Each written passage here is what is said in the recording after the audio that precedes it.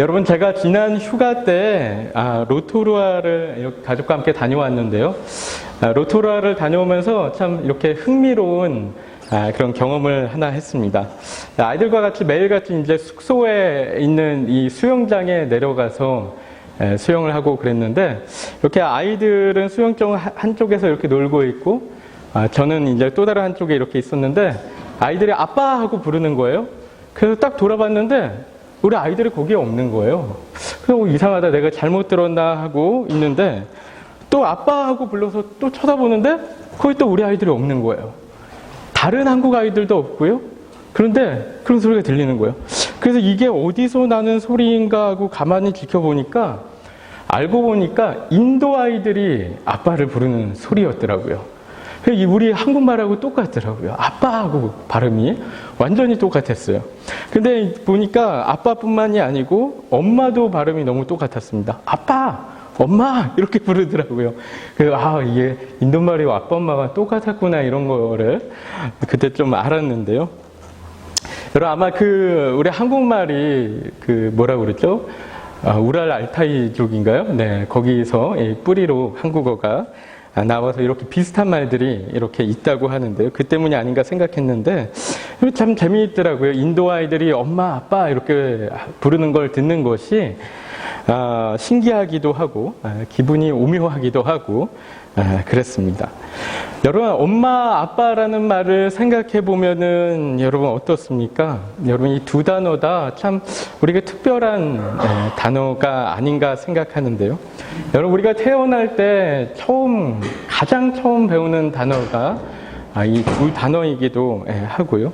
늘 우리 마음 가운데 어떤 특별한 감정을 주고 특별한 생각을 주는 이 단어가 엄마, 아빠가 아닌가 싶은데, 여러분, 그런데 성경을 보니까 성경에도 이 아빠라는 단어가 나와 있는 거죠. 그렇죠? 바로 하나님을 아빠라고 부르는 것인데, 오늘 본문인 로마서 8장 15절에 나옵니다. 우리 다시 한번 읽어보겠습니다. 시작. 너희는 다시 무서워하는 종의 영을 받지 아니하고 양자의 영을 받았으므로 우리가 아빠, 아버지라고 부르짖느니라. 아멘. 하나님을 아빠, 아버지라고 부른다라고 이야기합니다. 전에도 많이 들어보셨을 것 같습니다. 여러분, 이 아빠라는 말이 얼마나 따뜻할 수 있는 말인가 생각을 하는데요. 여러분, 실은 이 단어는 아람어인 아바를 한국말로 의역해서 아빠라고 이야기하는 건데요. 그래서 개역 한글 성경 보면, 예전 성경 보면 이제 아빠 아버지가 아니고 아바 아버지라고 되어 있었죠. 그렇죠? 영어 성경들도 보면 다 ABBA 이렇게 아바라고 표기하고 있는 것을 볼 수가 있는데요. 여러분, 이 아바라는 단어가 우리 한국말에서 이 아빠하고 똑같은 단어인 거예요. 어린아이들이 아버지를 친근하게 부르는 단어가 이 아바라고 하는데요. 그런데 실은 성경에서 하나님을 아빠라고 부르는 내용이 많지는 않습니다. 그렇죠? 많지는 않아요. 대부분 하나님, 여호와, 아버지 이렇게는 부르지 아빠라고 부르는 부분은 실은 성경을 통틀어서 딱 3군데만 나오고 있는데요. 여러분, 가장 처음에 나오는 부분은 마가복음에서 예수님이 겟세마네 동산에서 이제 하나님께 기도하면서 이 잔을 내게 옮겨주시옵소서 이렇게 기도하시면서 아빠, 아버지여라고 부르는 부분이 나오고요. 그리고 그 다음에는 이제 사도 바울이 오늘 본문인 로마서에서 여기서 나오는 부분이고, 또 이제 갈라디아서에서도 또 다시 한번 언급하고 있습니다. 여러분, 그래서 이렇게 3번만 언급되고 있는데요. 그렇게 생각해 보면은 이 단어가 뭔가 특별한 단어가 아닌가 하고 좀 생각이 드는 부분들이 있는데, 여러분, 게다가 이 단어는요, 이 아빠라는 단어는 구약에는 나오지 않아요. 구약에는 나오지 않고 신약에만 등장하는 것이 이제 예수님으로 인해서 하나님과 우리의 관계가 뭔가 좀 더 매우 특별하고 또 친밀한 관계가 되었음을 이야기하는 것이 아닌가, 여러분, 우리가 생각할 수 있는데요. 여러분, 제가 지난 몇 주간 이런 설교를 계속 나누고 있죠. 우리 안에 영적인 싸움을, 우리 내면의 싸움을 어떻게 승리로 이끌어갈까? 이 부분에 대해서 이야기를 나누고 있는데, 여러분, 우리가 이 영적 싸움에서 승리하는 또 다른 비결은 뭐냐면요, 바로 우리가 하나님과 얼마나 특별하고 또 친밀한 관계가 되었는지를 우리가 분명히 알고 인식하는 거라는 거죠. 그렇죠? 여러분, 싱클레어 퍼거슨이라는 스코틀랜드의 신학자 분이 이런 말씀을 하셨는데요. 이렇게 말씀하셨어요. 우리가 하나님의 친아들이자 친딸이라는 개념은 그리스도인으로서 살아가는 원동력이 된다. 우리가 하나님의 아들이 된다는 것은 창조의 결정이자 구속의 목적이다. 이렇게 말씀하신 거죠. 여러분, 우리가 하나님의 친아들, 친딸이라는 사실을 분명하게 인식할 때, 여러분, 그것이 우리가 이 세상에서 그리스도인으로서 살아가는데 놀라운 능력이 되어지고 큰 힘이 되어진다는 거예요. 여러분, 오늘 함께 읽은 본문이 14절에서 이렇게 시작하죠. 우리 함께 읽겠습니다. 시작. 무릇 하나님의 영으로 인도함을 받는 사람은 곧 하나님의 아들이라. 아멘. 여러분, 로마서 전체에서 사도 바울이 우리가 하나님의 아들이라는 이야기를 여기서 처음 하는 겁니다. 여기서 처음. 여러분, 그래서 제가 생각할 때는 이게 개인적인 생각이긴 한데 사도 바울이 여기에 상당한 강조점을 둔 것이 아닌가 그런 생각이 들었어요. 여러분, 많은 신학자들이 그런 이야기도 합니다. 로마서 8장이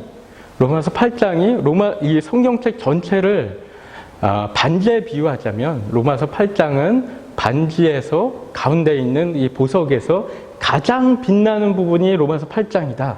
이런 이야기도 합니다.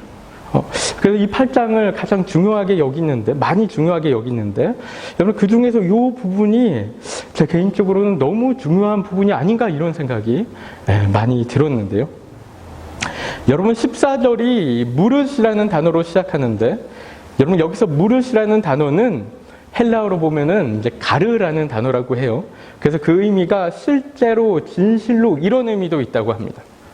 여러분, 그래서 이 구절을 이렇게도 생각할 수 있는 것이죠. 진실로 하나님의 영으로 인도하심을 받는 사람은 하나님의 아들이다. 정말로 하나님의 영으로 인도하심을 받는 사람은 하나님의 자녀다. 여러분, 이렇게 얘기하고 있는 것 아닌가도 싶은데요. 여러분, 참고로 한 가지 언급하고 지나가면, 여러분, 여기서 하나님의 아들이라고 표현해서, 그래서 남성적으로 표현해서 혹시 이 자리 가운데 기분 나쁘신 분이 계시지는 않으시겠죠? 여러분, 아들이라는 표현은 실은 상속의 개념을 설명하기 위해서 사용되는 것입니다. 그래서 남자들만 하나님의 자녀라고 이야기하는 것은 당연히 아닙니다. 그렇죠? 여러분, 때로는 이런 부분들 때문에 좀 특히 이제 서구문화권 안에서는 좀 상당히 이렇게 안 좋게 생각하시는 분들도 계시는데요. 여러분, 그런데 실은 성경에는요, 이렇게 우리를 남성적인 표현으로만 사용하는 것이 아니고 여성적인 표현으로도 사용하는 것들이 있습니다. 그래서 우리를 부를 때 뭐라고 하죠? 그리스도의 신부라고 부르기도 해요. 그럼 남자들 기분 나빠해야 할까요? 난 남자인데. 그런 게 아니라는 거죠. 그렇죠? 여러분, 이런 표현들은 모두가 하나님과 우리의 관계를 설명하기 위해서 사용되는 하나의 표현이지 절대로 남녀를 차별하는 그런 표현이 아니라는 것이죠. 여러분, 어쨌든 그래서 하나님의 영으로 인도하심을 받는 사람은 정말로 하나님의 자녀다라는 거예요. 자녀다, 하나님의 자녀다. 여러분, 그런데 중요한 것은 무엇이죠? 여러분은 하나님의 영의 인도하심을 받고 계십니까? 여러분의 삶 가운데 하나님의 인도하심이 경험이 되십니까? 하나님의 만지심이 경험이 되고 하나님의 응답하심이 경험이 되십니까? 여러분, 16절에 가면 또 이렇게 이야기합니다. 우리 함께 읽어볼까요? 시작. 성령이 친히 우리의 영과 더불어 우리가 하나님의 자녀인 것을 증언하시나니. 여러분, 성령께서 우리 안에서, 우리의 내면에서, 우리의 영혼에서 우리가 하나님의 자녀인 것을 증언하신다는 거예요. 여러분, 우리 하나님 처음 믿을 때 어떠셨습니까? 우리 마음 가운데 하나님의 사랑이 느껴지지 않았어요. 하나님의 사랑이 느껴져서 하나님께 감사하고 하나님을 찬양하고, 여러분, 그렇지 않았습니까? 여러분, 그게 바로 성령께서 우리의 안에서, 우리 영혼에서 증언하고 계신 거라는 것이죠. 여러분, 그러면 이것은 누가 할 수 있습니까? 여러분, 우리가 하나님의 자녀라는 거 누가 할 수 있죠? 여러분, 이것은 실은 하나님과 나만 할 수 있는 거예요. 그렇죠? 제가 말씀드릴 수 있는 거 아니고 하나님과 나만, 나도 때로는 제대로 모를 때도 있는 것 같은데 하나님과 나만 아는 거예요. 여러분만 아시는 거예요. 그렇죠? 여러분이 하나님의 자녀인 거 알고 계십니까? 여러분, 팀켈러 목사님이 이렇게도 말씀하세요. 우리가 하나님의 말씀이 믿어지고 또 예수님이 믿어지고 하나님이 우리를 사랑하신다는 사실을 믿어진다면 그것 또한 성령께서 우리 안에서 증언하고 계신 것이다. 이렇게 말씀하시는 것이죠. 그래서 성령님이 우리 안에서 내적인 음성과 확신을 주신다는 거예요. 여러분 믿어지십니까? 네. 한번 아멘으로 대답해 주시면 좋겠는데요. 여러분은 하나님의 자녀이십니까? 아멘. 아멘. 믿습니다. 정말 믿죠. 여러분, 제가 이렇게 생각할 때 여러분 이게 상호 보완적인 어떤 개념인 것 같았어요. 우리는 성령의 인도하심을 경험하며 우리가 하나님의 자녀인 것을 확신하게 되죠. 그렇죠? 여러분, 그런데 하지만 또한 우리가 하나님의 자녀인 것을 확신이 되면 또 우리가 더 성령의 인도하심을 받으려고 노력하며 살아가는 거예요. 그래서 성령의 인도하심을 받으면서 신분을 확신하고 우리의 신분을 확신하면서 성령의 인도하심을 더 받아가는 것이죠. 그렇죠? 이렇게 상호 보완적으로 우리가 신앙생활을 해나가는 것이 아닌가 싶은데, 여러분, 그런데 우리가 이렇게 하나님의 자녀라고 불린다는 것은요, 여러분 정말 놀라운 표현 아닙니까? 여러분, 누가 하나님의 자녀가 될 수가 있어요? 여러분, 게다가 하나님을 아빠라고 부를 수 있는 존재가 여러분 어디에 있어요? 이렇게까지 친밀한 관계를 하나님과 누릴 수 있는 존재가 여러분 어디 있냐는 것이죠.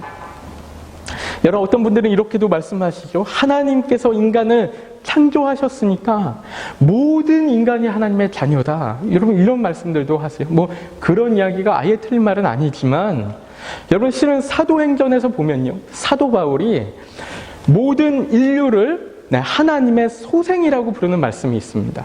여러분, 그런데 여기서 소생이라는 단어는 자녀라는 말과는 다른 말인 거예요. 원어적으로도 보면은 이게 후손을 뜻하는 게노스라는 단어라고 해요. 여러분, 그래서 사도 바울도 이 모든 인류와 예수 그리스도를 구주로 믿는 사람을 구별해서 이렇게 이야기하고 있다는 것이죠. 여러분, 우리는 그냥 후손이 아니라는 거예요. 그냥 후손이 아니고 하나님의 자녀가 되었다라는 것이죠. 여러분, 구약에서도 이 하나님의 아들이라는 표현들이 좀 나오는데요. 여러분 찾아보면은 세 가지 대상을 향해서 이렇게 하나님의 아들이라고 부르고 있습니다. 첫 번째로는 이스라엘 나라 전체를 하나님의 아들이라고 이야기하고 있고요. 또 두 번째로는 이스라엘 왕들을 하나님의 아들이라고 부르고 있는 부분들이 나오고, 마지막으로 세 번째는 천사들을 가리켜서도 하나님의 아들이라고 이렇게 이야기하는 부분이 나오는데요. 여러분, 먼저 이스라엘 생각하면 여러분 어떻습니까?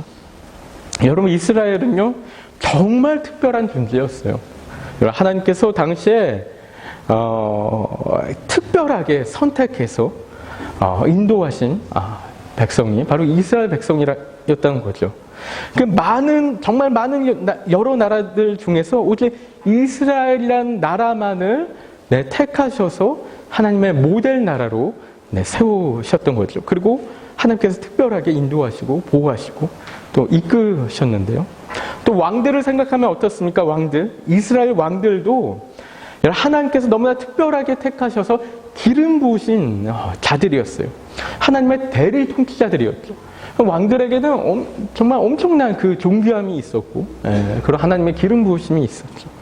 여러분, 그런데 이렇게 이스라엘 왕들에게 사용하던 하나님의 아들이라는 호칭을 우리에게 사용하시는 거예요. 우리에게. 그렇죠? 여러분, 그런데 실은요, 이 히브리 말에서 이 아들이라는 표현이요, 이 구약에서 사용된 히브리 말에서 아들이라는 표현은 혈연 관계를 가리킬 뿐만 아니라 더 일반적으로는 종속적인 관계를 가리키는 말로도 많이 사용되었다라는 거예요. 그렇죠? 그래서 마치 이제 랍비가 제자를 부를 때도 그렇게 부를 수 있고, 또 실은 아까 말씀드린 천사들을 가리킬 때 이렇게 얘기했다고 하는데, 욥기에서 보면 이 말이 나오거든요. 근데 이 말에 대해서 이제 학자들마다 이렇게 의견이 분분합니다. 이게 아들이라고 번역해야 된다, 아니다 종이라고 번역해야 된다, 이렇게 얘기들이 있는데요. 여러분, 그래서 구약에서 사용된 이 하나님의 아들이라는 표현은 정말 하나님께 택함을 받아서 하나님과 특별한 관계로 종속적인 관계를 가진 어떤 하나의 상징적인이라고 표현을 해도 될지 모르겠는데, 하여튼 그런 어떤 하나의 표현으로 봐야 되지 않을까 하는 그런 생각도 하게 되는데요. 여러분, 근데 이 로마서에서 나온 하나님의 아들이란 표현, 여러분 보면 어떻습니까? 여러분 14절부터 17절까지 이렇게 한번 쭉 훑어보세요. 한번 보면요, 이게 그냥 상징적인 차원이나 종속적인 차원에서 하는 이야기가 아닌 것 같아요. 그렇죠? 정말로 우리가 하나님의 친자녀가 되었다고 너무나 분명하게 이야기하는 것 같아요. 그렇죠? 우리가 종의 영을 받지 않고 양자의 영을 받았다고 합니다. 게다가 우리가 하나님을 아빠, 아버지라고 부른다고 해요. 또한 우리가 하나님의 상속자가 되었다고 해요. 하나님 나라를 기업으로 받는, 하나님 물려받는 상속자가 되었다는 거예요. 그렇죠?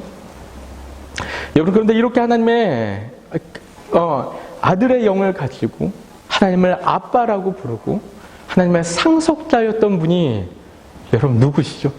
성경 가운데 보면 특별하게 예수님밖에 없어요. 예수님. 예수님이에요. 여러분, 예수님은 하나님의 독생자였다고 이야기합니다. One and only son이라고 그래요. One and only son. 유일무이한 하나님의 아들이셨어요. 그런데 우리가 예수님으로 인해서 예수 그리스도와 동일한 하나님의 아들이라는, 하나님의 자녀라는 신분을 얻게 되었다는 거예요. 그렇죠? 여러분, 이게 놀라운 사실 아닙니까? 여러분, 늘 문제는 우리의 믿음에 있죠. 그렇죠? 항상 문제는 우리의 믿음에 있어요. 여러분, 그 신분이 정말로 우리에게 있는 것인데, 여러분, 우리가 그걸 정말로 믿고 정말로 인식하고 믿음 가운데 살아가는가? 여러분, 여기에 우리의 문제가 있고 우리의 기도 제목이 있는 것이죠. 여러분, 우리가 받은 이 하나님의 자녀라는 신분에는 우리가 누릴 수 있는 여러 가지 특권들이 있는데요. 이 특권들은 우리가 양자로 입양되면서 하나님의 아들로 받아지면서 곧바로 얻어진 하나님의 자녀로서의 특권을 이야기합니다. 여러분, 이 특권을 설명드리기 위해서는 이 역사적인 배경을 좀 설명드리면 좋은데요. 여러분, 15절 말씀에서 우리가 양자의 영을 받았다고 이야기하는 것은, 여러분, 우리가 원래 하나님의 자녀가 아니었는데 하나님의 자녀로 입양된 존재라는 사실을 이야기하는 거잖아요. 그렇죠? 여러분, 그런데 사도 바울이 이런 양자라는 표현을 쓴 의도가 있는데, 왜냐하면은 여러분, 과거 이 로마 사회에서 이 입양이라는 것이 종종 관습적으로 행해지는 일이었다라는 거예요. 그래서 당시 로마 사회에서 부유한 부자들이 자신의 재산을 물려줄 이 상속인이 없을 때, 여러분, 그럴 때 입양을 했다라는 거예요. 입양을 해서 재산을 물려주고 했다라는 것이죠. 여러분, 그렇기 때문에 이제 바울이 여기서 양자라는 표현을 썼을 때 로마 교회 성도들에게는 바로 떠올려지는 이미지가 있었을 것이라는 거죠. 여러분, 당시 이 로마 사회에서 입양이 되는 순간에 이 입양된 자녀에게 일어나는 일들이, 바로 일어나는 일들이 몇 가지 있었다고 하는데요. 이것도 팀 켈러 목사님 책에서 이렇게 정리된 내용인데, 이런 내용입니다. 첫째로는 그에게 있던 모든 빚과 법적인 채무들이 변제되고, 두 번째로는 그에게 새로운 이름이 부여되고, 그 새로운 정체성이 부여되는 것이요. 그 세 번째로는 곧바로 양아버지의 모든 재산을 상속받는 상속자가 된다라고 하고요. 또 네 번째로는 그의 양아버지는 이제 그 양자의 모든 행위들에 대한 모든 법적인 책임을 지게 되었다라고 해요. 그리고 다섯 번째로는 이 양아버지뿐만 아니고 양아들에게도 이제 책임과 의무가 주어지는데, 이제 그 아들은 아버지를 공경하고 또 기쁘게 해드리며 가문의 명예를 지켜야 되는 책임과 의무가 새롭게 부여된다라는 것이죠. 여러분, 그런데 이런 것들 생각할 때 여러분, 우리 그리스도인들에게도 너무나 동일하잖아요. 그렇죠? 동일한 이야기들이에요. 첫째로는 우리의 모든 죄값을 하나님께서 갚아주셨고, 두 번째로는 우리에게 그리스도인이라는 새로운 정체성이 부여되었고, 세 번째는 하나님의 나라를 기업으로 받는 상속자가 되었고, 네 번째는 이제 하나님께서 우리의 모든 행위를 책임지시는 그런 분이 되셨고, 또한 다섯 번째로는 하나님께만 이런 어떤 책임이 있는 것이 아니고 우리에게도 하나님을 경외해야 하고 기쁘게 해드리고 하나님의 나라의 명예를 지키며 살아가야 하는 새로운 책임과 의무가 생겼다는 것입니다. 여러분, 이런 것들이 우리의 특권들이라는 것이죠. 죄사함, 정체성, 또 하나님 나라를 상속받고, 또 하나님이 우리의 모든 인생의 보호자요, 인도자요, 책임자가 되어주신다는 것. 여러분, 이런 것들이 우리의 놀라운 특권이라는 것이요.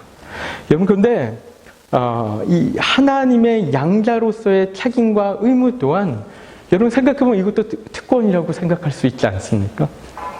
여러분, 로마 시대의 고아들도 이 양자로 입양되면 그렇게 여기지 않았겠어요? 내가 이 가정의 것들을 다 책임지게 되었구나.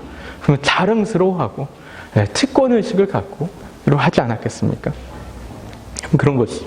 여러분, 그런데 여기서 양자됨의 특권에서 따라오는 몇 가지 특성을 더 이렇게 좀 나눠보면 좋겠는데요.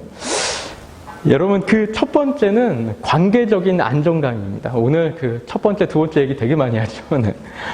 관계적인 안정감이에요.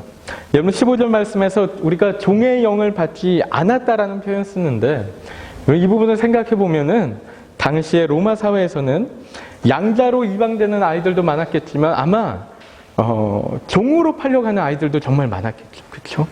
당시 로마 시대에 종들이 그렇게 많았다고 하잖아요. 노예들이 너무 많았다고 하는데 종으로 팔려가는 아이들이 더 많지 않았을까? 이런 생각도 하는데요.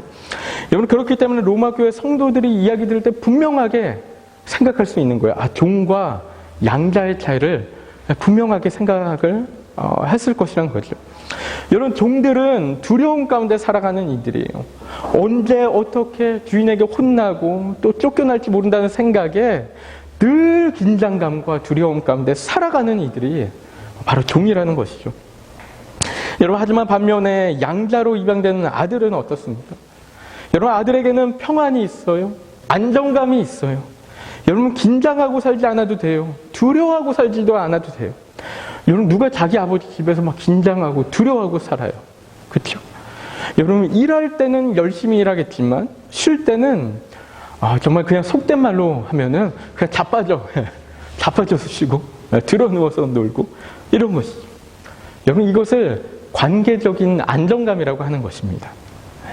여러분, 우리는 이런 관계적인 안정감 가운데 있는 것입니다. 왜냐하면 우리는 종이 아닌 아들이기 때문에 그래요. 하나님의 자녀이기 때문에 여러분, 우리는 평안과 안정감 가운데 살아간다는 것이죠. 여러분, 또 다른 특성이 있다면 그것은 하나님의 자녀된 권세입니다. 여러분, 종은 집에서 어떤 권세도 갖지 못합니다. 어떤 힘도 갖지 못해요. 그냥 시키는 대로 그냥 순종할 뿐이에요. 복종할 뿐이에요. 여러분, 하지만 자녀에게는 권세가 있다라는 거예요. 힘이 있다는 거예요. 아버지가 위임하신 능력이 있다라는 것이죠.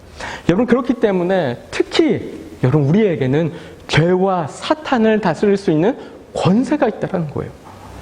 여러분, 우리 그리스도인들의 말에 권세가 있다라는 이야기 많이 하는데 여러분, 그 이유가 바로 우리가 종이 아닌 하나님의 자녀이기 때문에 여러분, 권세가 있다라는 거예요. 힘이 있다라는 거예요.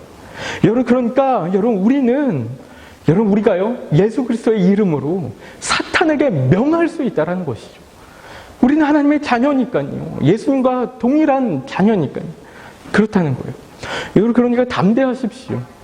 우리 안에 내면의 싸움들 가운데 담대하게 싸우십시오. 이길 수 있습니다. 우리 하나님 자녀의 권세가 있습니다. 그런 것이죠. 여러분, 세 번째로는 하나님과의 친밀함입니다. 여러분, 앞서 말씀드린 대로 우리는 하나님을 아빠라고 부를 수 있게 되었다고 말씀드렸는데 여러분, 천지를 창조하신 창조주를 아빠라고 부를 수 있다는 것이 여러분, 이게 얼마나 놀라운 특권이에요. 그렇죠? 여러분, 아빠라는 말은 어린아이가 아빠를 부르는 말이라고 했는데 여러분, 이 아이들이 아빠를 부르면 아빠가 어떻게 합니까? 아빠가 막 달려와서 품에 안고 부둥켜 안고 막 몸을 비비고 입을 맞추고 볼을 비비고 여러분, 그렇지 않습니까? 여러분, 이런 친밀함이 예수님과 하나님 사이에 있었어요. 여러분, 그런데 또한 이제는 우리와 하나님 관계 가운데 있다라는 것이죠. 여러분 15절 말씀에는 아빠라고 부르짖는다 이런 표현 쓰고 있죠. 여러분 이게 막 부르짖는다기보다 아빠를 목소리에서 높여 부르는 그 이야기를 하는 건데요. 즐겁게 격양된 목소리로 아빠 하고 부르는. 여러분 그래서 저도 제가 이 이야기를 전에 말씀드렸나 기억이 안 나는데 저도 기도할 때 한 번씩 이렇게 기도할 때가 있습니다. 하나님께 아빠 하고 부르면요 정말 이렇게 제 가까이 계신 하나님이 느껴지고 또 그 하나님과의 교제가 누려지고 할 때가 있는데요. 여러분 우리가 이렇게 하나님 부를 수 있는 거예요. 아빠 도와주세요. 나 함께 해주세요. 아빠 나 힘들어요. 나 위로해 주세요. 안아주세요. 우리가 이렇게 기도할 수 있다는 것이 여러분 우리가 이렇게 기도할 수 있다는 것이 얼마나 놀라운 특권이에요. 그렇죠?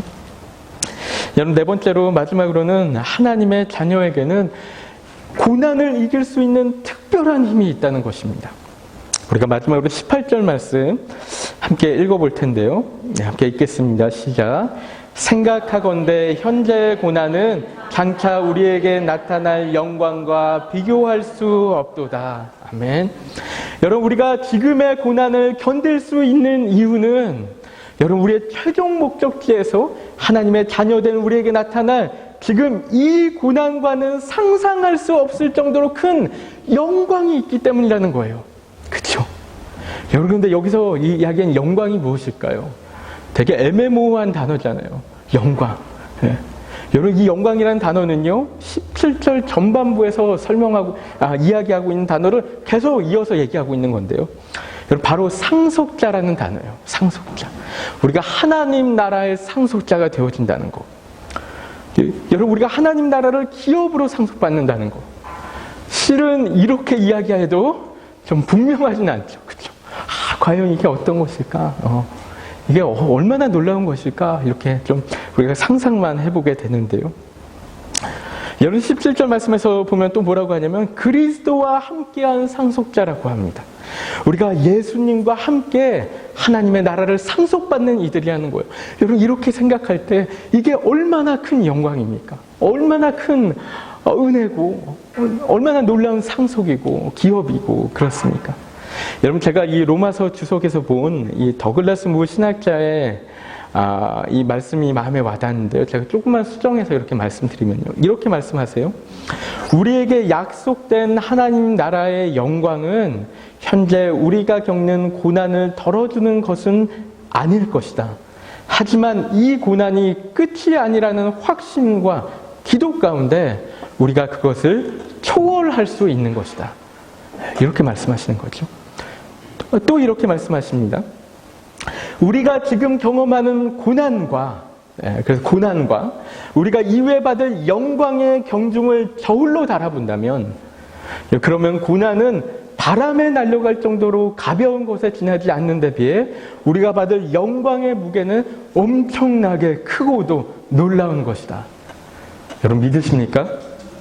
아멘이십니까? 아멘. 있습니다. 네. 여러분 바람에 날려갈 것처럼 가벼운 거다라는 거예요. 정말 우리가 받는 고난 아무것도 아니라는 거예요. 하지만 우리가 얻은 이 영광은 말도 안 되게 놀랍고 크고 무거운 것이다. 이렇게 얘기하는 것이죠. 여러분 고난이 우리에게 끝이 아니라면 여러분 이 고난은 우리에게 훈련의 시간이 되는 것입니다. 단련의 장소가 되는 것입니다.